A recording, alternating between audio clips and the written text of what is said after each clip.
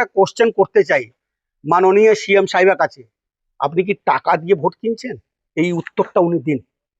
আমার শুধু কোশ্চেন নয়, এটা সাধারণ মানুষ জানতে চাইছে। উনি কি টাকা দিয়ে ভোট নিতে চাইছেন? মানুষের কি উন্নয়ন করবেন না? কি উনি শিল্পায়ন করবেন না? বাংলায় কি চাকরি হবে না?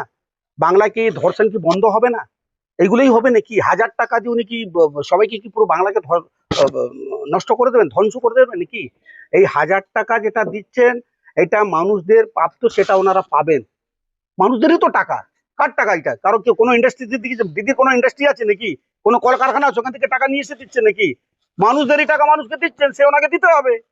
পরিষ্কার কোথায়, বাংলাকে বাঁচাতে গেলে, বাংলার সংস্কৃতিকে বাঁচাতে গেলে পরিবর্তন দরকার আছে।